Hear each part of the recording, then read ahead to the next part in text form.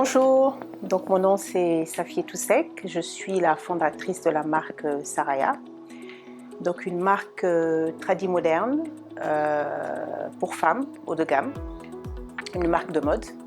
Saraya a été créée en 2014, ça fait maintenant presque 7 ans. Et puis voilà, j'ai fait mes études aux États-Unis et puis et même là-bas, bon, les gens me disaient toujours que j'avais une manière de m'habiller, etc. Après, à ce moment, je me suis dit bon, peut-être qu'il faut que je le mette, que j'aille à un niveau supérieur. Au bout de 2 ans, donc je rentre à Dakar, j'arrive, j'ai peur, j'arrive pas, je peux pas. Donc je traîne un peu partout et finalement, je termine à l'ambassade des États-Unis où je travaille pendant 7 ans. Au bout de 7 ans, le gros déclic. Le président Obama et sa femme viennent à Dakar et je suis dans la logistique pour l'arrivée du couple présidentiel et tout ça. Et je suis à Gorée, je suis là stressée en train de courir à droite-gauche. Il y a cette femme qui fait partie de la délégation présidentielle qui vient me voir et qui me dit « Ah madame, on adore votre robe ». C'était une robe que j'avais designée moi-même et tout ça et tout ça. Où est-ce que vous l'avez eu? Je lui dis « Ah ça c'est compliqué, je l'ai faite, je l'ai designée, c'est moi qui l'ai faite ». Et elle me dit Madame Obama aurait adoré avoir votre robe. Sur le moment même, je n'ai pas percuté. Mais le soir, là, je me suis dit, voilà, là, c'est le dernier appel que le bon Dieu t'envoie. Tu en as eu plusieurs, tu ne l'as pas fait. Là, si tu ne le fais pas, c'est terminé. Ça, c'était en 2013. 2014, là, finalement, j'ai quitté. Et c'est là que Saraya est née. Et c'est allé très très très vite. Alors l'autre gros choc, c'est que j'ai rencontré donc une star américaine qui s'appelle Teyonah Parris, encore très jeune. Hein. Elle n'est pas très très très célèbre, mais voilà, elle joue dans la série Empire. Donc je la rencontre à Paris, elle adore ce que je fais, tout ça. Et voilà, donc elle achète et puis elle met dans les réseaux sociaux. Et voilà que les problèmes commencent. Parce que là, tout le monde veut avoir et je suis très petite, je viens de commencer, je n'ai pas les fonds, rien du tout, la planète entière veut ça. Voilà. Et c'est là que je me suis rendu compte en fait que j'avais besoin d'un financement parce que je ne pouvais pas scale up. C'était pas possible.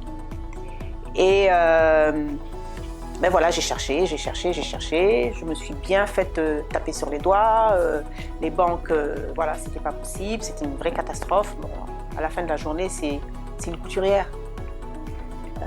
C'est comme ça qu'ils m'appelaient, voilà, une couturière.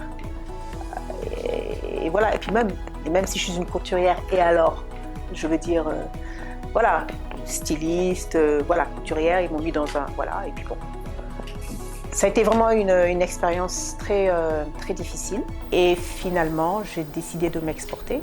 Donc 90% de ce que je fais est vendu hors du Sénégal. Donc en Afrique, en Europe et aux États-Unis. Et je me rends compte que les meilleurs partenaires que j'ai eus sont les femmes.